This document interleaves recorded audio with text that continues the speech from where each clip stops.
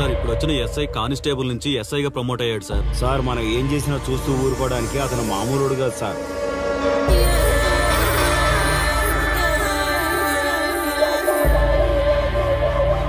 అతను మనకు అలవాటు అయ్యేంత వరకు మనం కొంచెం కంట్రోల్లో ఉందాం సార్.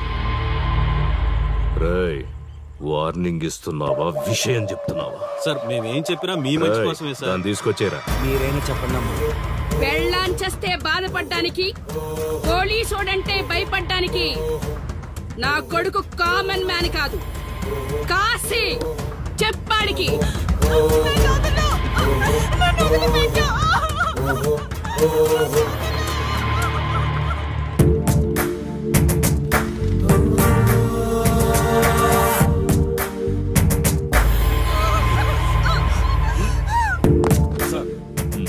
మీరున్నారంటే ఇక్కడ ఎంక్వైరీ చేయడానికి వచ్చాం సార్.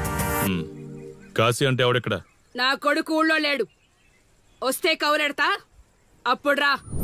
కనిపిస్తే అరెస్ట్ చేసి నీకు కబురెడతా, అప్పుడు నువ్వే రావాలి. నీ పెంపకం కరెక్ట్ కాదు. పదండి.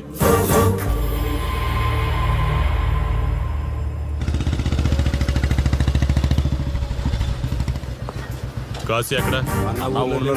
వస్తే స్టేషన్కి రమ్మని చెప్పు.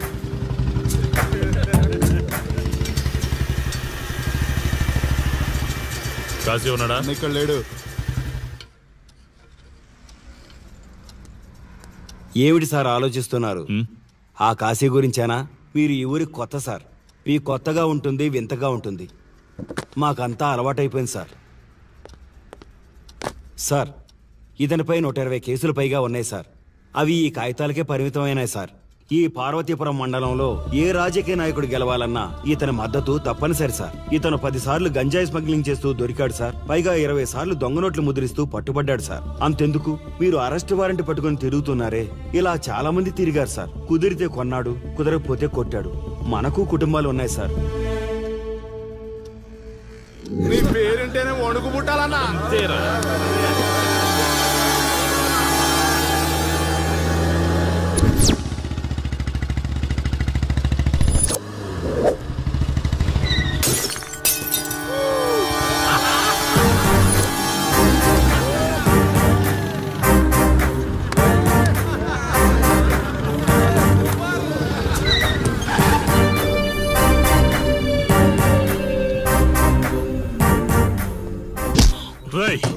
ఒళ్ళు బలిసిందా?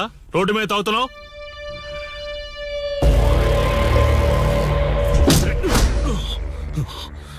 ఈ నర్సీపురం ఊర్లో కాశీ ఒంటి మీద చెయ్యేసావంటే కార్డుకి టికెట్ కన్ఫర్మ్ అయినట్టే.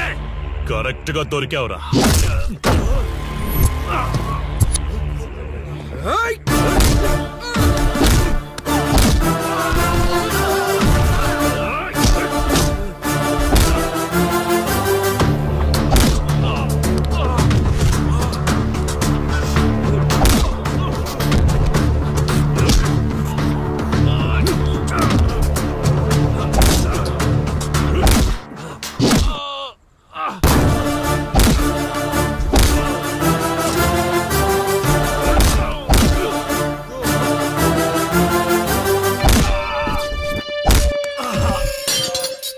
సార్, మీరు చాలా రిస్క్ చేస్తున్నారు సార్. నేను డ్యూటీ చేస్తున్నాను. 3 రోజులు గవర్నమెంట్ హాలిడేస్. నేను వైజాగ్ వెళ్తున్నాను. కాశీ అంటే భయపడే వాళ్ళని ఇంటికెళ్ళి భజన చేసుకోమని చెప్పండి. తిరిగి వచ్చాక వాడిని కోర్టులో ప్రొడ్యూస్ చేస్తాను. వాడిని వదిలే ప్రసక్తే లేదు. నమస్తే సార్. ఎక్కడ మీ ఎస్ఐ? వద్దా? ఎందుకు వద్దంటున్నావు కాశీ? చెత్త నా కొడక, ఊర్లో కాశీని విధవం చేసి వదిలేద్దామనుకుంటున్నావా? కాశీ పేరు వింటేనే ఊళ్ళో ఉచ్చపోసుకునేవాళ్ళు, కానీ ఇప్పుడు కాశీ ఫోటో కనిపిస్తే ఉచ్చపోసేలా చేశాడు. ప్రాబ్లం నాది, పోయిన పరువు నాది. నేను చూసుకుంటాను పో.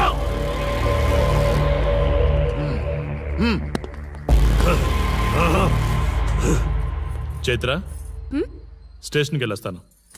Okay daddy. ఇదేం ఇల్లండి, బూత్ బంగ్లాలా ఉంది. అసలు కలగానే లేదు. నువ్వేంట్రా ఇక్కడ? జీవితాంతం జైల్లో ఉంటాననుకున్నావా?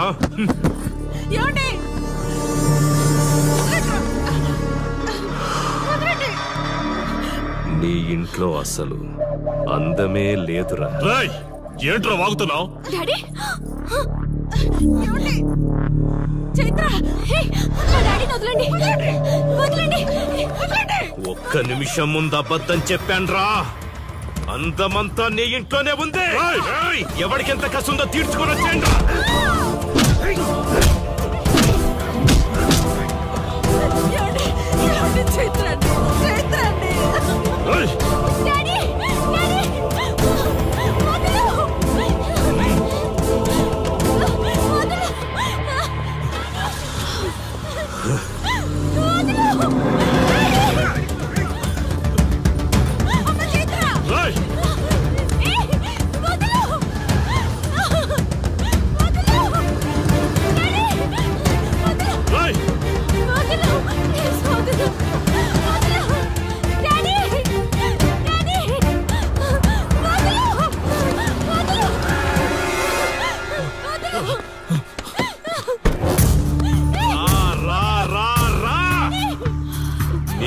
నువ్వు చేసుకో, తప్పు లేదు.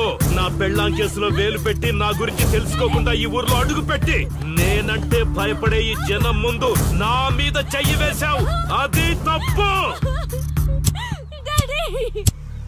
చూడు చూడు, నువ్వేం పోలీసోడివిరా. కిలోమీటర్ పరిగెత్తేసరికి ఒంట్లో ఓపిక చచ్చిపోయిందా?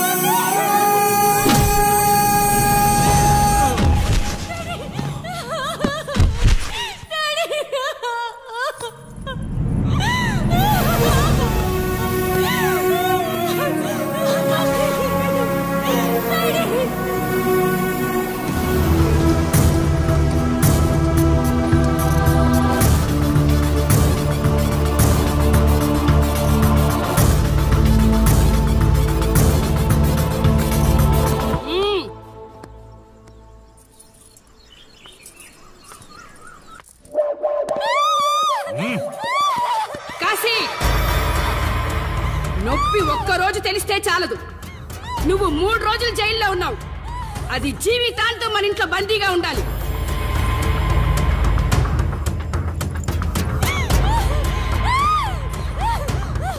కట్రా తాళి.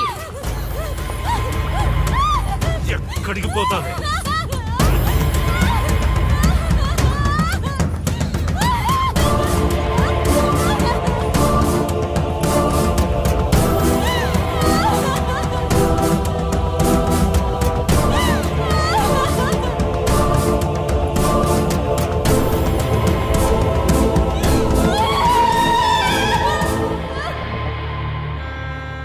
ఆ దుర్మార్గుడి నుండి తప్పించుకుని నా దగ్గరకు వచ్చింది. ఆ తర్వాత నీకు తెలిసింది.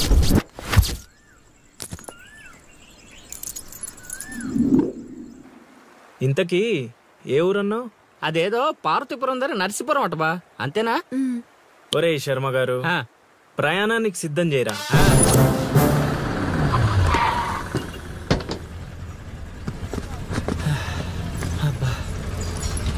బా, ఊరు చాలా పెద్దదిలా ఉంది. ఎక్కడ నెతుకుతావు? రే శర్మ గారు, నడవడానికి కాళ్ళు, తిరగడానికి ఓపిక 2 ఉన్నాయి కదా. ఐసులా పోనే. పోసేసుకుంటాడు.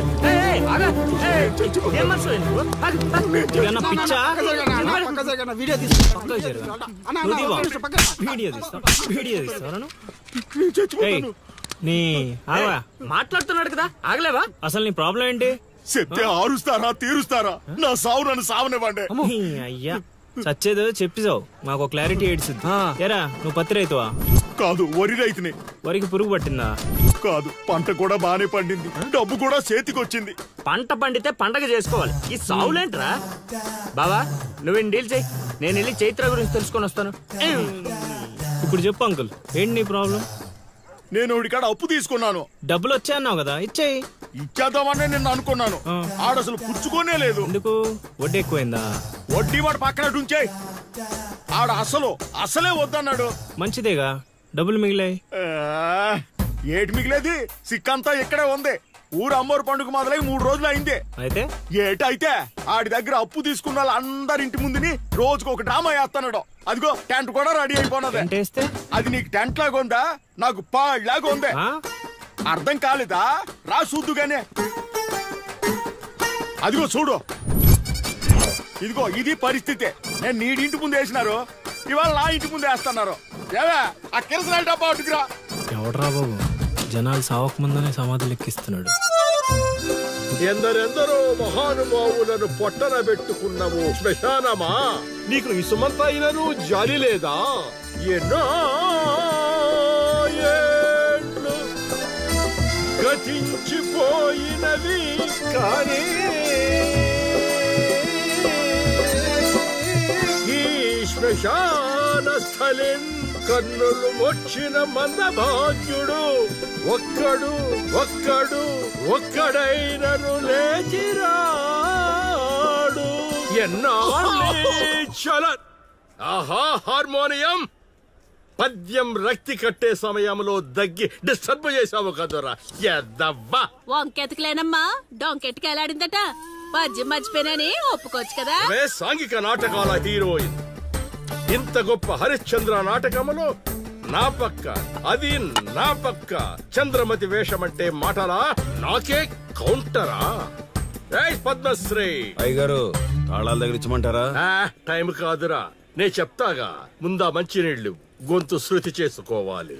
గురుగారు, యాదవ సేతురం కాకపోతే రిహార్సల్స్ కూడా ఈ గెటప్లేంటండి?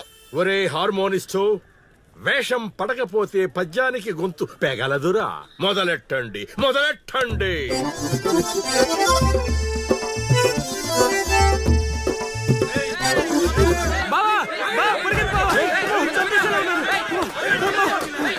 ఏం చేసావురా? నేనేం చేయలేదు బావా. ఈ ఊళ్ళో చైత్ర అనే అమ్మాయి ఉంది, మీకు తెలుసా అని అడిగా. అంతే, చైత్ర అంటే చిత్ర అని వినిపించిందట. దాని పిల్లవట బావా. అరే శర్మగా, నీ ఎంత పని చేశారా? చైత్రాన్ని చిత్ర అనుకుంటేనే 10 కిలోమీటర్లు పరిగెత్తించారు బావా. ఇంకా నయం, డైరెక్ట్ గా వెళ్ళా కాశీగాడిని అడగలేదు. కూర్చోబడిపోతుంది బావా. చైత్రను వెతికే రూట్ ఇది కాదురా. మరేంటో తమరే చెప్పండి బాబా.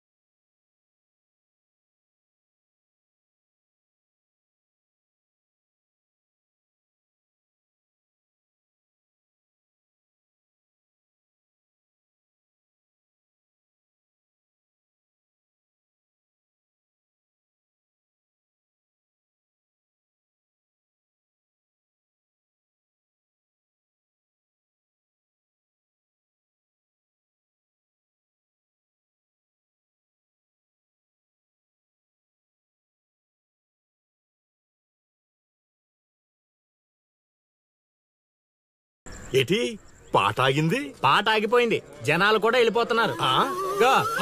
అలా కొయ్యిలా నిలబడపోతే 10 రూపాయలు ధర్మం చేయొచ్చు కదా. హతవిధి కళాకారుడు యాచించుటయా?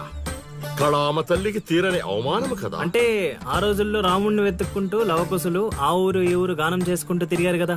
మేము కూడా ఓ కళా పిశాచి ఉన్నాడని. కళా పిశాచి కాదు, పిపాసి.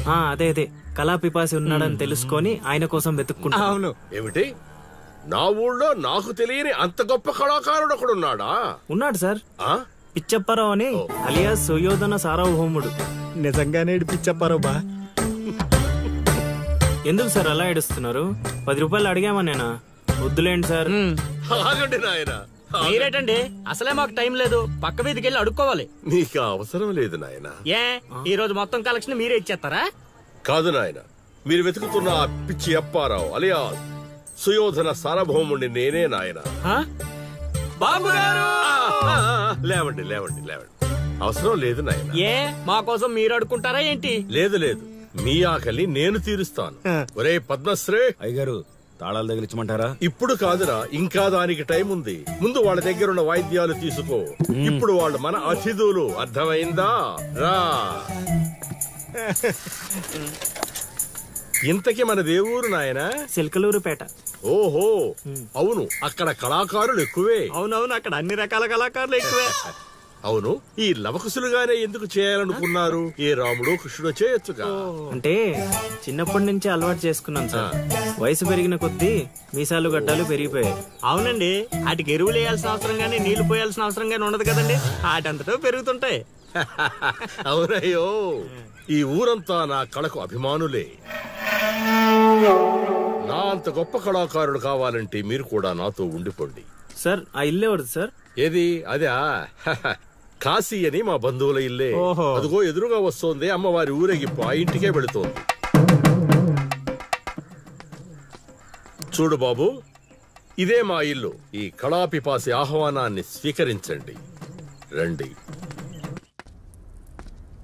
సార్, ఇవన్నీ మీకొచ్చినవేనా సార్? కొన్ని తెచ్చి పెట్టుకుంటే నీకు కూడా వస్తాయి బాబు. పార్వతి, కళని కళాకారుల్ని అవమానిస్తున్నావు. అలానే కదా, బంగారు ప్రాసుల్ని కాస్త ధాన్య ప్రాసులు చేసేశారు. ఆ ధాన్యాన్ని బియ్యం చేసి తింటేనే కదమ్మా బంగారమైన సంపాదించగలం, లేదా బంగారంలో బతకగలం. సహబాడ్ సహబాడ్, నీ మాటతోనైనా కొందరి కళ్ళు తెరుచుకోవాలి. అన్నట్టు వీళ్ళు అర్థమైంది. ఏమే, ఇంకో ఇద్దరు కంట వండి పడే తినిపోతారు. సత్రంలో తయారైంది కొంప.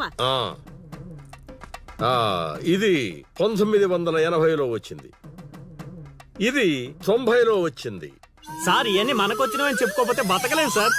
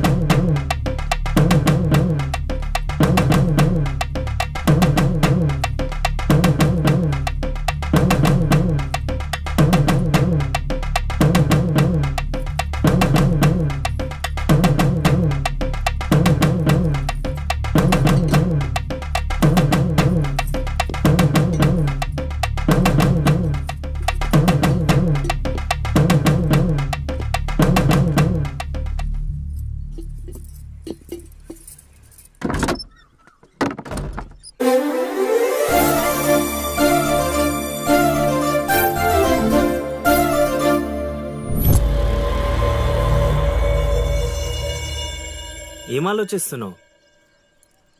వెళ్ళిపోదాం పద ఇక్కడి నుంచి. ఎక్కడికి? మన ఊరికి. నాకే ఊరు లేదు. మా అమ్మ నాన్న చనిపోయి చాలా కాలమైంది. నేను ఒంటరి. అయినా నన్ను రమ్మడానికి నువ్వెవరు? అదేంటి అలా మాట్లాడుతున్నావు? నీకేమన్నా పిచ్చా? పద వెళ్దాం. ఒక్కసారి చెప్తే అర్థం కాదా?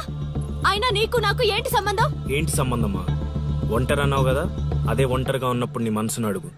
నేను నిన్నెంత ప్రేమిస్తున్నానో నువ్వు నన్ను అంతే ప్రేమిస్తున్నావు అని అదే చెప్తుంది. నేను నీకు చెప్పానా? అయినా నువ్వే గాలికి తిరుగుతావు. ఎప్పుడు ఎలా ఉంటావో నీకే తెలీదు. అటువంటిది నిన్ను నమ్మి ఎలా రమ్మంటావు? అయినా వాడు నన్ను కొట్టుకుంటూ తీసుకొచ్చాడు. ఆ రోజు నువ్వు చూస్తూ ఉండిపోయావు. నిన్నేమనాలి? అదా నీ ప్రాబ్లం? ఈ మాత్రం కన్ఫర్మేషన్ చాలు నేను ఫిక్స్ అవడానికి. అయినా నేను ప్రేమించిన అమ్మాయికి పెళ్ళై ఉండాలని మా గురుగారు ఎప్పుడో చెప్పారు. ఆనందం వస్తే స్టెప్ లేకుండా ఏడ్చు కూర్చుంటారా? ఇప్పుడు చెప్తున్నా విను. తెలియకుండా తీసుకెళ్ళిపోవడం, చెప్పకుండా లేపుకెళ్ళిపోవడం కష్టం కాదు, నాకిష్టం లేదు. తీసుకెళ్ళను లేపుకెళ్ళను అన్నానని నువ్వు దేనికి ఫిక్స్ అవ్వకు. ఎందుకంటే నా మాటకి నేనే ఫిక్స్ అవను. 24/7 ఎప్పుడైనా వస్తా. కొంచెం రెడీగా ఉండే.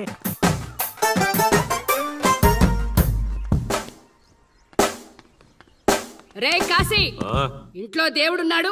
ఈ 10 రోజులు పద్ధతిగా ఉండమని చెప్పా నీకు.